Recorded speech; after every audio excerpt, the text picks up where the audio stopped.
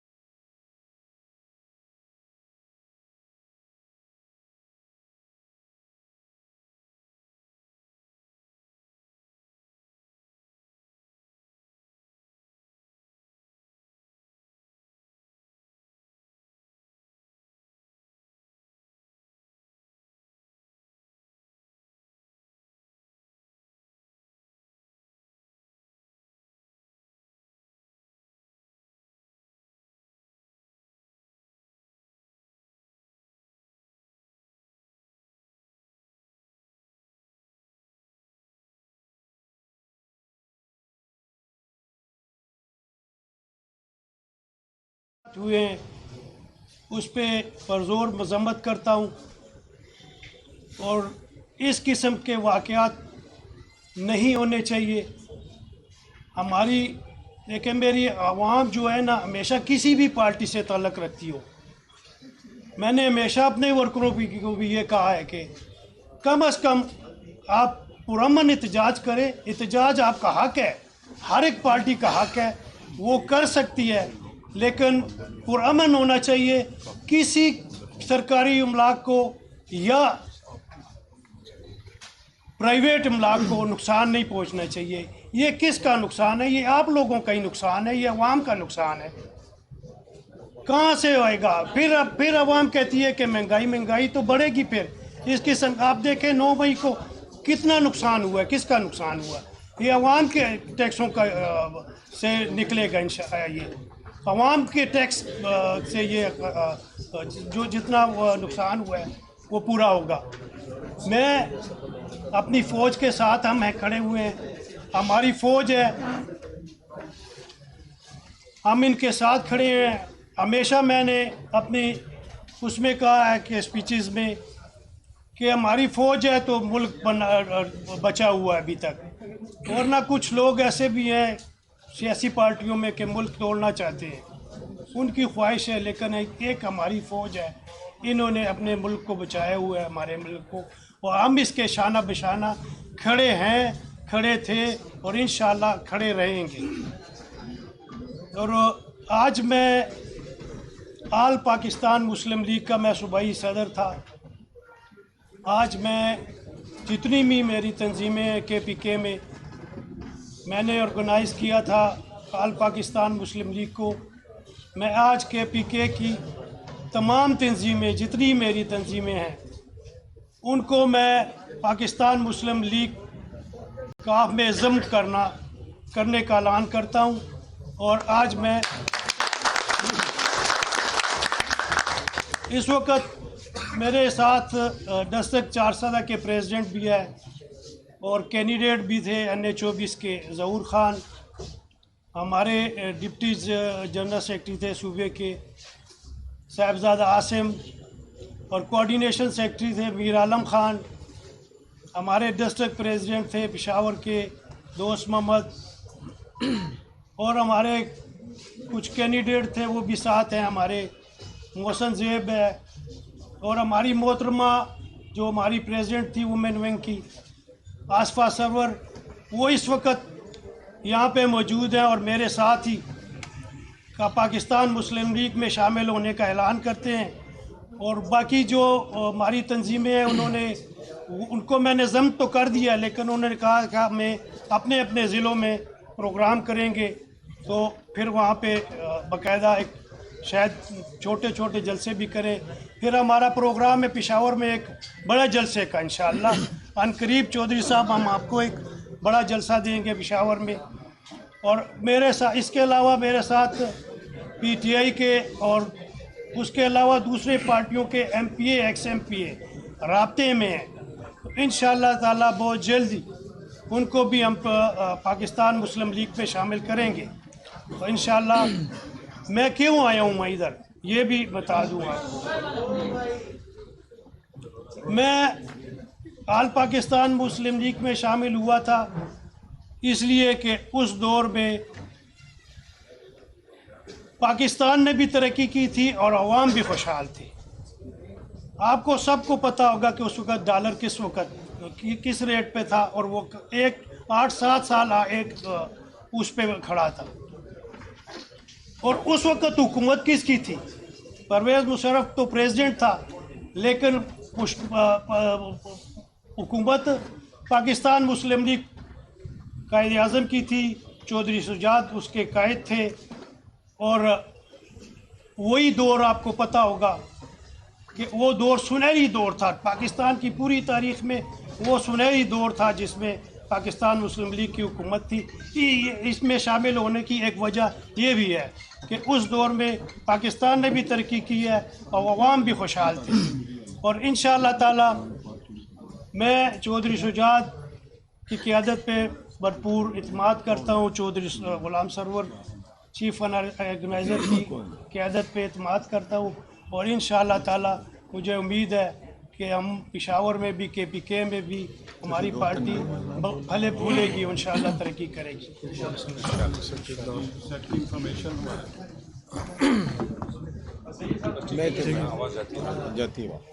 बिस्मिल्लाहिर्रहमानिर्रहीम। सबसे पहले तो मैं जनाब मलिक औरंगज़ेब साहब का और उनके सारे साथियों का तहे दिल से शुक्रगुज़ार हूँ कि इन्होंने आज चौधरी शुजात हुसैन साहब और चौधरी सरवर साहब की क़यादत पर एतमाद करते हुए पाकिस्तान मुस्लिम लीग में शमूलियत इख्तियार की। मैं on behalf of Chaudhry Shujaat Hussain Aurangzeb साहब को और उनकी सारी टीम को वेलकम करता हूँ जी।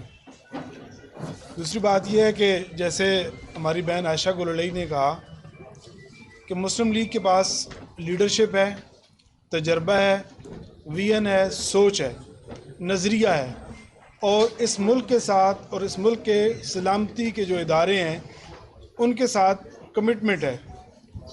पाकिस्तान को अगर आगे बढ़ाना है, पाकिस्तान को एक माशी कुव्वत बनानी है तो पाकिस्तान में सियासी इस्तेकाम बहुत ज़रूरी है।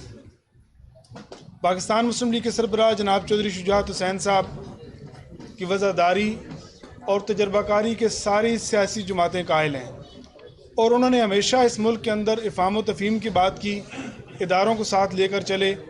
5 साल जिस वो हमारा जो दौर था हुकूमत का, जिसमें चौधरी शुजात साहब पार्लियामेंट्री लीडर थे और वज़ीर आज़म रहे, मैं समझता हूँ कि वो पाकिस्तानी तारीख़ का एक सबसे बेहतरीन दौर था जिसमें हम IMF के चुंगल से निकले, पाकिस्तान माशी तौर पर मुस्तहकम हुआ।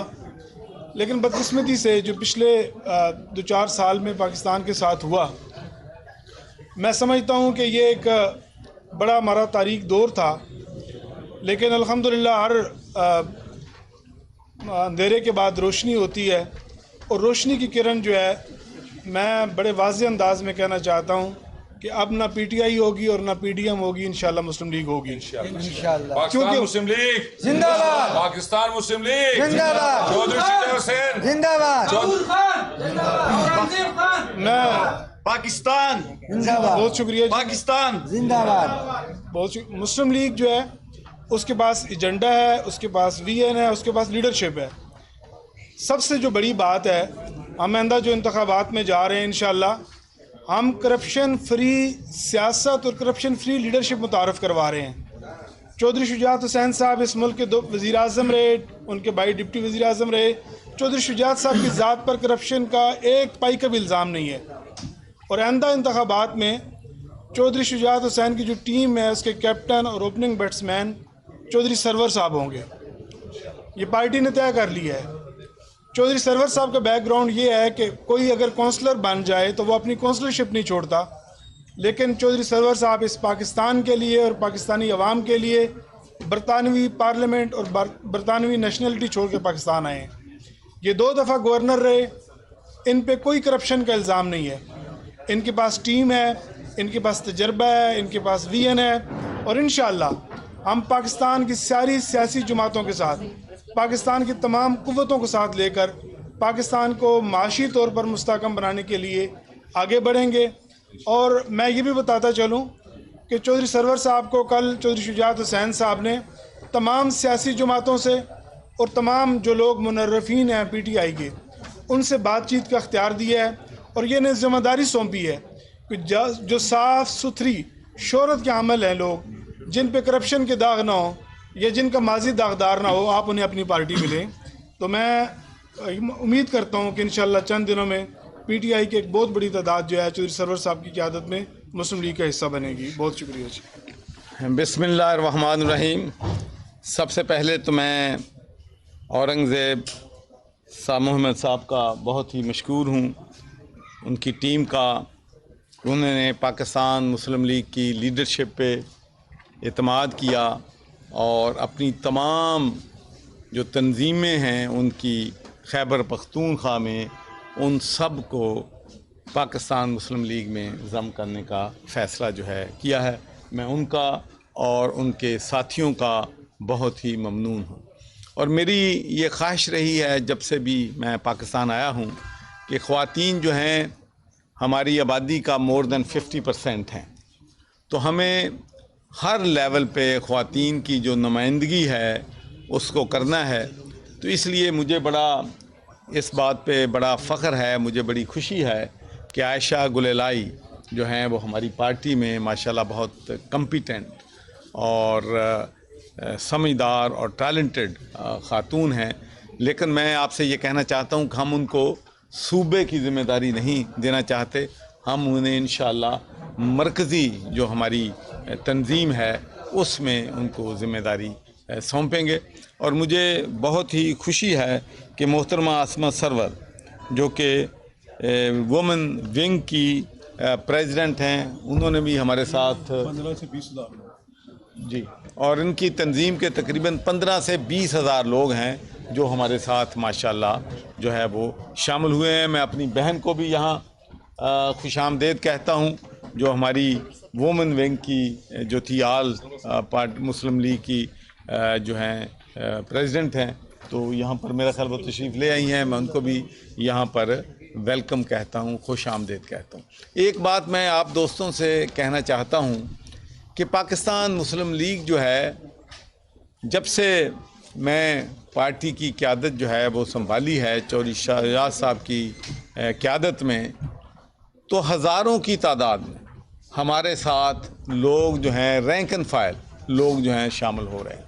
और मेरा जो टारगेट है, जो मेरी अपील है पाकिस्तान के मासेस के साथ, मेरी अपील जो है वो 1000 उन ख़ानदानों को नहीं है। अगर आ जाएंगे तो यकीनी तौर पर अगर उन पर करप्शन का कोई चार्ज नहीं है तो मैं उनको वेलकम करूंगा, लेकिन मेरी अपील उन 1000 ख़ानदानों से नहीं है जो इस मुल्क की सियासत और इस मुल्क की मईशत पे पिछले 75 सालों से काबिज़ हैं। कोई भी सियासी जमात आती है, आप देख लें कि नेशनल असम्बली में और प्रेसिडेंशियल असम्बली में चेहरे सेम होते हैं। तो इस दफ़ा मेरी पार्टी की जो डिवाइडिंग लाइन होगी इलेक्शन में, जो मेरी पार्टी का मैसेज होगा, वो मैसेज ये होगा कि पाकिस्तान के अवाम अब बहुत विजिलेंट हैं। पाकिस्तान के अवाम को इल्म है कि उनका जो मेंबर नेशनल असम्बली है या मेंबर प्रोविंशियल असम्बली है या उनके नुमाइंदे हैं, उन्होंने कितने पैसे अपनी जेबों में डाले हैं और कितने पैसे इंफ्रास्ट्रक्चर पर सर्फ किए हैं। बदकिस्मती हमारे मुल्क की ये है कि चीज़ें इतनी डिटीरिएट हो रही हैं, इतनी तेज़ी के साथ डिटीरिएट हो रही हैं कि मुल्क डूब रहा है, मुल्क की मईशत तबाह हो चुकी है, महंगाई आसमान से बातें कर रही है, लोगों के पास 2 वक्त की रोटी नहीं है, वो अपनी बच्चों की फीसें नहीं दे सकते, जो बच्चे पढ़ जाते हैं उनके पास एम्प्लॉयमेंट अपॉर्चुनिटीज़ ये नहीं है। और ये जो सियासतदान है एक दूसरे पे क्या इनका मंशूर है, तहरीक इंसाफ का मशहूर ये है कि फ़लाँ करप्ट है, फ़लाँ डाकू है, फ़लाँ चोर है। और इसी तरीके से जब से PDM बरसर इक़्तिदार आई है, उनका हदफ है कि फ़लाना तोशाखाना चोर है, फ़लाना मनी लॉन्ड्रिंग है। उनका मंशूर यही है। ये अवाम ने फ़ैसला करना है कि वो जो दोनों बयानियाँ दे रहे हैं वो बयानियाँ सच्चा है या गलत है। ये बात मैं अवाम पे छोड़ता हूँ, लेकिन मैं समझता हूँ कि उन्हें इस बयानिए के साथ साथ मुल्क जिन मसाइल का शिकार है उनके लिए कोई सलूशन जो है, कोई हल नहीं दे सके। 3.5 साल पाकिस्तान तहरीक इंसाफ की हुकूमत रही है, मैं भी उसका हिस्सा था, लेकिन मैं आपको यकीन दिलाता हूँ कि हर मोड़ पे मैंने कोशिश की अपनी क़यादत को समझाने की कि जो रास्ता हमने इख्तियार किया है वो रास्ता ठीक नहीं है। हमें डिलीवरी पे तवज्जो देनी चाहिए, हमें रूल ऑफ लॉ पे तवज्जो देनी चाहिए, हमें पुलिस रिफॉर्म्स लेके आनी चाहिए, हमें जुडिशरी रिफॉर्म्स लेके आने चाहिए, हमें इस मुल्क में अदल व इंसाफ का निज़ाम जो है लेके आना चाहिए। लेकिन उस पर किसी ने तवज्जो नहीं दी। यही था कि किस तरीके से मुखालफों को विक्टिमाइज़ करना है। और आप सबको मालूम है कि जब तहरीक इंसाफ की हुकूमत थी तो उनका एक ही था हमेशा खान साहब का बयानिया कि मैं नरेंद्र मोदी से तो बात कर लूँगा, मैं दहशतगर्दों से भी बात कर लूँगा, मैं तहरीक तालिबान से भी बात करूँ, लेकिन मैं चोरों और डाकुओं से बात नहीं करूँगा, मैं उनके साथ नहीं बैठूँ। तो मैं वहाँ पब्लिक में तो नहीं कह सकता था। तो मैं समझता हूँ कि काश खान साहब अगर ये भी गौर कर लेते जब वो इक़्तिदार में थे कि उनके साथ कितने चोर और डाकू हैं और वो कितना कमीशन जो है इंफ्रास्ट्रक्चर से कितना पैसा अपनी जेबों में डाल रहे हैं। तो अब पीडीएम की हुकूमत आई है, ये कहते हैं जी हम तो रियासत बचाने आए हैं जी, हम तो सियासत तो अपनी कुर्बान कर देंगे, रियासत को बचाएंगे। भाई चंगी रियासत उसी बचाइए कि लोगों को जिहड़ी 2 वक्त की थोड़ी बहुत ही सहूलत सी वो भी ख़त्म हो गई है। लोग जो हैं मुश्किलात का शिकार हैं। आपका डॉलर जो है जिसको आपने 190 से 180 से 150 पे लेके आना था, उसको आपने 325 रुपए पे ले गए हो।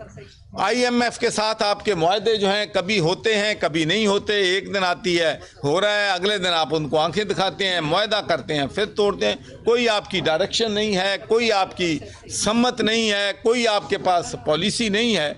तो मैं समझता हूँ कि दोनों ने, PDM ने भी और तहरीक इंसाफ ने भी, पाकिस्तान के अवाम की जो एक्सपेक्टेशंस हैं, जो उम्मीदें हैं, उन पे पूरे नहीं उतरे हैं और इन्होंने इस कौम पर जो है बिजली बंद कर गिरे हैं। इस कौम के मसाइल जो हैं वो हल करने में बुरी तरह जो हैं वो नाकाम हुए। तो इसलिए मैं पाकिस्तान के किसानों को, पाकिस्तान के मज़दूरों को, पाकिस्तान के पिसे हुए तबकात को ये दावत देता हूँ कि भाई ये लोग जो 200 कनाल के घरों में रहते हैं, इनको गरीब के दुख की इल्म नहीं है। इनको उस वक्त पता होगा। मैं आपको एक मिसाल देता हूं कि मैं एक टीवी इंटरव्यू में था जिसमें मुस्लिम लीग के, ये मैं उस वक्त बरतानिया में मेंबर ऑफ पार्लियामेंट था, तो उन्होंने मुझे बताया जी हल क्या है। मैंने कहा जी मैं एक तजवीज़ करता हूं कि ये जो हमारे नेशनल असम्बली के मेंबर्स हैं या प्रोविंशियल असम्बलीज़ के मेंबर हैं, ये 3 दिन जाएं हर महीने और जो गरीब तरीन बस्तियां हैं जहां पर मच्छर लोगों को काटता है, जहां का पानी पीने से डायरिया होता है, लोग बीमार होते हैं, वो जाएं उनके घरों में रहें ताकि इनको पता चले कि गरीब की ज़िंदगी जो है वो कैसे गुजरती है और गरीब जो है किस मुश्किल हालात में अपना गुजारा करता है। और मैं आपको एक बात बताना चाहता हूं कि मेरा बेटा इथियोपिया गया, उस वक्त वो मेंबर था पार्लियामेंट का, तो मुझे कहने लगा कि मेरे लिए कोई एडवाइस। मैंने कहा मेरे लिए एक ही एडवाइस बेटा मैं आपको करता हूँ को जहाँ का गरीब तरीन वहाँ का इलाका है, वहाँ जाकर आप एक रात गुजारें, जो वो पानी पीते हैं वो पिएं, जिस मुश्किल में वो रहते रहें, ताकि आपको अंदाज़ा चले कि गरीब आदमी जो है दुनिया में किस मुश्किल से रहता है। तो जब मेरा बेटा आया वापस तो उसका जिस्म सूजा हुआ था और डायरिया हुआ था। ये सारे वहाँ के अखबारों ने भी ये मसला जो है वहाँ पर उठाया। तो मैं कहना ये चाहता हूँ कि गरीब का दुख उसे मालूम होता है जो गरीबों में रहता है। ये लोग महल्लात में रहते हैं, बीमार हो जाएं तो इलाज के लिए ये बरतानिया यूरोप जाते हैं और इनके लालच की कोई इंतहा नहीं है। इनके जो पेट हैं वो कुएं की मानद हैं कि जितना मर्जी इसमें ढाला जाए उनके पेट नहीं भरते हैं, इनका लालच ख़त्म नहीं होता है। तो मैं समझता हूँ कि हमें ज़रूरत है, वक्त आ गया है कि मुतवस्सत घराने के जो लोग हैं, वर्किंग क्लासेस के लोग हैं, मैं उनको दावत देता हूं कि आएँ, हमें ज्वाइन करें। मैं आपको यकीन दिलाता हूं कि मैं अपने कारकुनों को, अपने वर्कर्स को इज्जत दूंगा, उनको इक़्तिदार में हिस्सादार बनाऊंगा, पार्टी को जमहूरी पार्टी बनाऊंगा, पार्टी के फैसले मैं डिक्टेटर बनकर नहीं करूंगा। ये मुशावरत पे, ग्रास रूट्स लेवल पे फैसले होंगे और हर लेवल पे ख़वातीन जो हैं उनको नुमाइंदगी देंगे। एथनिक माइनॉरिटी से जो कायद-ए-आज़म मोहम्मद अली जिन्ना ने 11 अगस्त 1947 में ये वादा किया था कि अब पाकिस्तान बन चुका है, आप अपने मंदिरों में, आप अपने गिरजाघरों में, आप अपनी मस्जिदों में जिस तरीके से भी इबादत करना चाहें करें, ये पाकिस्तान सबका है और आप सब इस मुल्क के बाशिंदे हैं और इस मुल्क में आपके पास इक्वल राइट्स हैं। तो हमें अपने आप से ये सवाल करना है, क्या हमने माइनॉरिटीज़ को वो हकूक़ दिए हैं? ज़हूर खान, ज़हूर खान, औरंगज़ेब।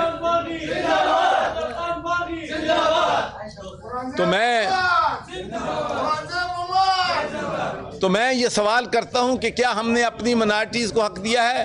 क्या हमने अपनी ख़वातीन को, उनकी इज़्ज़त को तहफ़्फ़ुज़ दिया है? आज भी मेरे मुल्क में बड़े दुख के साथ मैं कहता हूँ कि सैकड़ों ख़वातीन पे तेज़ाब फेंका जाता है और ये तेज़ाब फेंकने के वाक़यात बांग्लादेश में भी होते थे।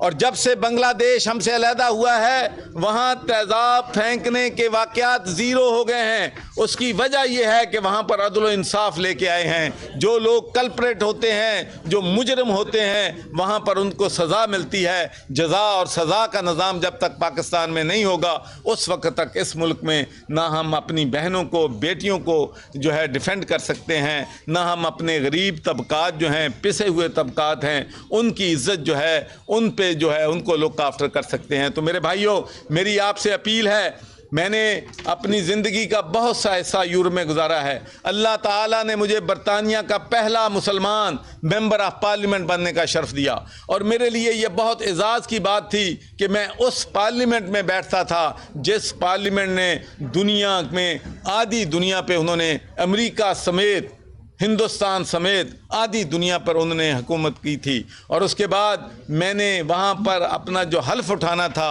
तो मैंने कुरान पाक पे हल्फ उठाया था। वो कुरान पाक आज भी बरतानिया की पार्लियामेंट में मौजूद है और इंशाअल्लाह ता क़यामत जो है मौजूद रहेगा। मैं 2 दफ़ा गवर्नर रहा। जब मैं गवर्नर था तो लोगों को पीने का साफ़ पानी दिया और पाकिस्तान की तारीख़ में पहली दफ़ा मैंने तमाम यूनिवर्सिटीज़ में वाइस चांसलर जो हैं वो मेरिट पे लगाए, जिसका नतीजा ये निकला कि पाकिस्तान की बहुत सी पंजाब की यूनिवर्सिटियाँ अब दुनिया की टॉप 500 कंपनीज़ में हैं। मैंने 1122 जो है पंजाब में ग्लासगो से उनकी तरबियत, उनके सारे स्ट्रक्चर जो हैं हमने बनाए थे। GSP प्लस जिसकी वजह से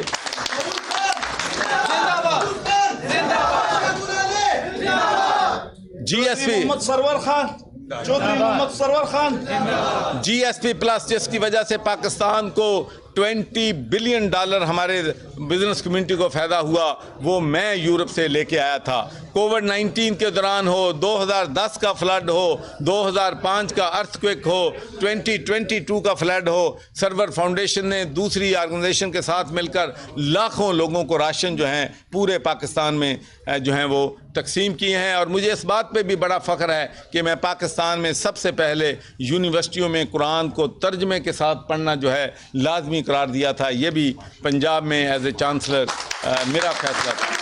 और मैं आपसे ये कहना चाहता हूँ कि पाकिस्तान के पास रिसोर्सेज की कमी नहीं है, सिर्फ हमारी प्रॉब्लम यह है कि मिसमैनेजमेंट है, करप्शन है, कोई डायरेक्शन नहीं है, चोरी करते हैं। जब मैं 2013 में आया था तो उस वक्त 10-15% कमीशन होता था किकबैक्स, अब 50% पर चली गई है। तो ये बहुत ही अफसोसनाक चीज़ें हैं जो मैं आपके साथ बयान कर रहा हूँ, लेकिन हम सब अगर इकट्ठे मिल जाएं तो इंशाअल्लाह पाकिस्तान को हम इस दलदल से भी निकाल सकते हैं और पाकिस्तान को वो पाकिस्तान बना सकते हैं जिसका ख्वाब कायदे आज़म मोहम्मद अली जिन्नाह और अल्लामा इकबाल ने देखा था। जी, मैं एक और भी अनाउंस करना चाहता हूँ कि गियास खटक साहब जो PTI सदर हैं डिस्ट्रिक्ट नौशहरा के, PTI को छोड़कर मुस्लिम लीग में शमूलियत इख्तियार कर रहे हैं। मैं उनको बहुत ही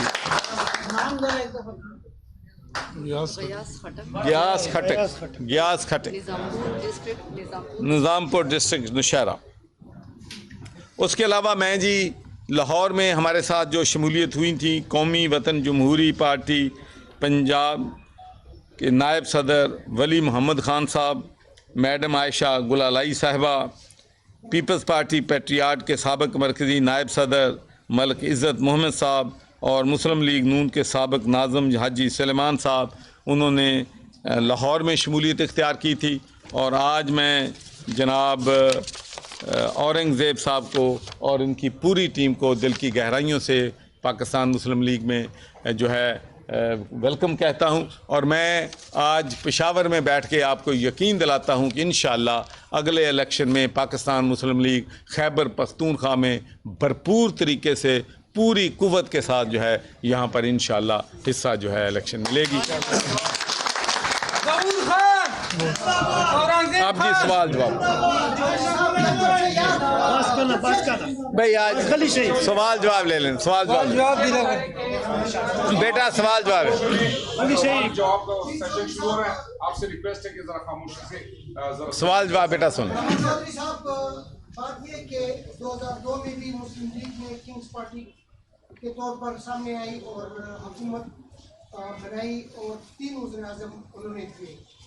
तो क्या एक बार फिर जहांगीर तरीन एक तरफ किंग्स पार्टी की तशकील में लगा हुआ है और दूसरी तरफ मुस्लिम लीग का दोबारा 2002 का किरदार अदा करने के लिए सरगर्म हो चुकी है, इस हवाले से आप क्या कहेंगे? जी बिल्कुल, मैं आपको ये पूरे वसूख के साथ कहता हूँ कि हम इस पार्टी में एक मिशन के साथ आए हैं और हमारा मिशन जो है वो पाकिस्तान को गुड गवर्नेंस मुहैया करना है।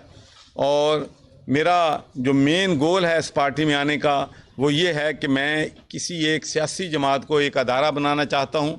जिस तरीके से सियासी जमातें जो हैं यूरोप में फंक्शन करती हैं, उस नहज पे मैं यहाँ पर इस पार्टी को जो है वो चलाना चाहता हूँ। और मैं आपको बताना भी चाहता हूँ कि बरतानिया में ये कभी नहीं होता कि जो पार्टी का लीडर है वो स्याह सफ़ेद का मालिक नहीं होता।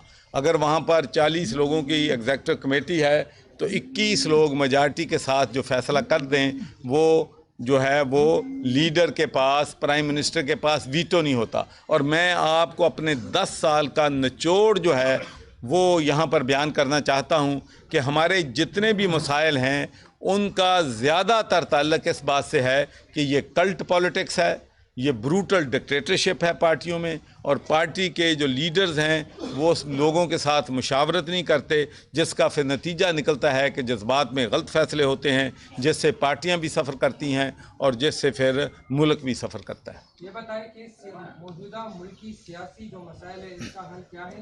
इमरान खान का मुस्तकबिल आप क्या देख रहे हैं और कौन उनके करीबी साथी हैं जिन्होंने इनको इस मसाइल में धकेला है?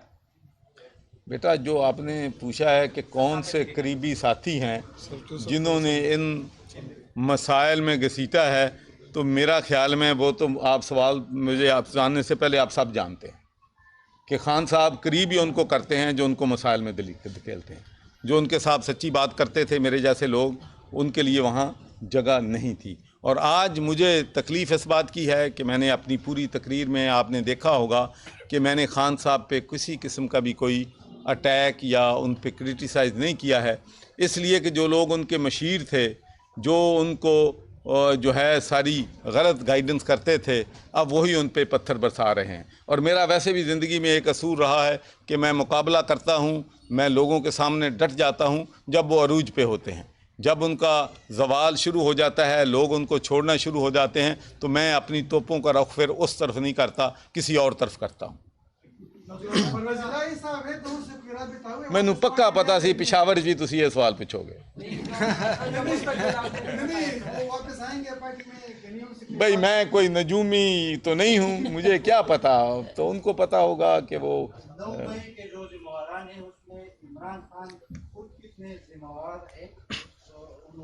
देखिए देखिए जी, मैं अर्ज़ करूं कि एक बात तो बड़ी वाज़ेह है कि जो चीज़ें मैंने वार्न किया था और वार्न भी किया था, उसमें तकरीबन सारी सीनियर लीडरशिप मौजूद थी। मैंने कहा था कि जो रास्ता हम अपना रहे हैं वो रास्ता हमें जेलों की तरफ लेके जा रहा है, मुझे नज़र आ रहा है। ये आप अंदाज़ा कर लें कि ये मैंने 2 साल पहले बात कही थी, ये प्रिडिक्ट किया था मैंने कि जो रास्ता हम इख्तियार कर रहे हैं वो हमें जेलों की तरफ लेके जाएगा। तो हमने तो शुरू से ही कहा कि देखें, आप एस्टेब्लिशमेंट के साथ कन्फ्रंटेशन जो है वो नहीं करनी चाहिए। उसके बाद भाई वोट ऑफ नो कॉन्फिडेंस हो गया, तो मैं तो समझता हूँ कि ये तो ब्लेसिंग इन डिस्गाइज हुई। जब मैं गवर्नर था तो अपने दोस्तों से कहता था कि अब हमें पार्टी को एक ही चीज़ बजा सकती है कि हम पॉलिटिकल शहीद हो जाएं किसी तरीके से, ठीक है जी।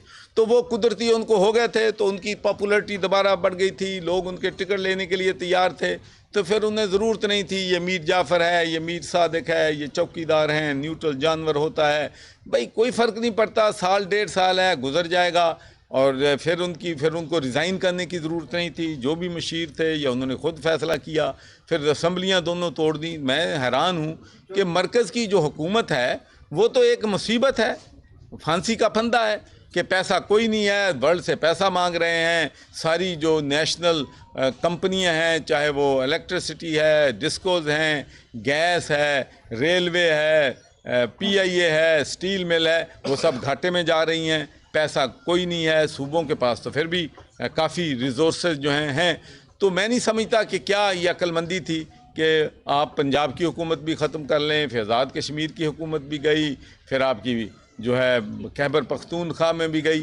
तो मैं नहीं समझता कि ये फ़ैसले जो थे वो दानिशमंदाना थे, और जो लोग ने उनको इस मुकाम पर पहुंचाया है, आई होप कि he has learn the lesson. और ये आपने पूछा है कि ये कौन लोग थे, उसमें अक्सर तो मुल्क से बाहर हैं। शहजाद अकबर साहब मुल्क से बाहर हैं, फरा गोगी साहबा मुल्क से बाहर हैं। तो यूं ही मुल्क से बाहर चले जाते जाएंगे लोग, मैं आपके नाम बताता जाऊँगा।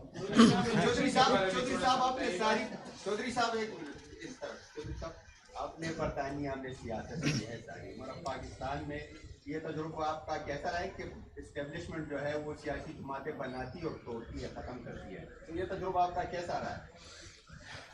तुसी मैनू एक ऐसी टैरिटरी 'ਚ ले जाना चाहते हैं जिथे मैं नहीं जाना चाहता।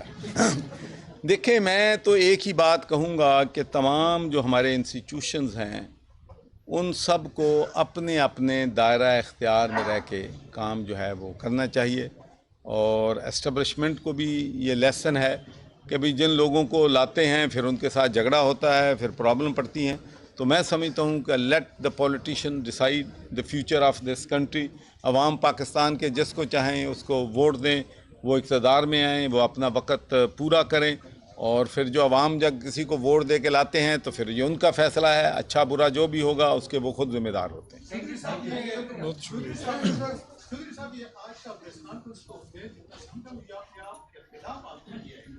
क्योंकि आपने कहा कि महल्लात में रहते हैं, महल्लात में आप लोग रहते हैं, शुजात साहब का महल कितना है। फिर जो है ना आपने पीडीएम की तहकीक की, पीडीएम के लिए शुजात साहब ने अपने खानदान को तकसीम किया। फिर आपने जो है ना बरतानिया के पार्लियामेंट की बात की कि मैं रहा हूँ, तो बरतानिया के पार्लियामेंट में भी जो आप रहे थे तो वहाँ पे आप पहले पाकिस्तानी थे, आपके आप पे एतराज़ हुआ। तो ये आपका रेस्पॉन्स और पीटीआई की आपने तारीफ की कि पीटीआई के लोग जो है ना अगर आना चाहिए तो हम उसको वेलकम करें। नहीं, मेरा ख्याल है पहली बात तो मैंने ये अर्ज़ की है कि जो लोग भी जिनका माजी कलीन है, जिनका, और दूसरी बात मैं आपसे कहना चाहता हूँ कि आपने ये बात नोटिस की होगी कि मैं जब से पाकिस्तान मुस्लिम लीग में आया हूँ, मैंने किसी एक जमात को टारगेट नहीं कर रहा हूँ। आज भी आप देख लें कि जो ज़्यादा हमारी शमूलियत हुई है ये आल पार्टी मुस्लिम लीग की तमाम जो सूबे की क़यादत है, शहरों की क़यादत है, हमारे साथ उन्होंने शामिल हुए। हमारे साथ पीपल्स पार्टी के लोग शामिल हो रहे हैं, हमारे साथ जमात इस्लामी के लोग शामिल हो रहे हैं, हमारे साथ जो है मुस्लिम लीग नून के शामिल हो रहे हैं, हमारे साथ पीटीआई के लोग भी शामिल हो रहे हैं। तो एक तो ये बात है कि मैं किसी एक पार्टी, और दूसरी बात जो मैंने कही है वो बिल्कुल मैं क्लियरली कहता हूँ कि डिवाइडिंग लाइन है हमारी, कि अगर जो लोग करप्ट हैं चाहे वो मेरी पार्टी का भी हो, मैं अवाम नास से ये कहूँगा कि करप्ट लोगों को वोट ना दें, साफ़ सुथरे और ऑनेस्ट लोग जो हैं उनको आप इक़्तिदार में लेके आएँ। तो भाई मैं तो 2 कनाल के घर में रहता हूँ और चौधरी शहजाद के पास भी वैसे इतना बड़ा महल नहीं है 200 एकड़ का। Thank you very much.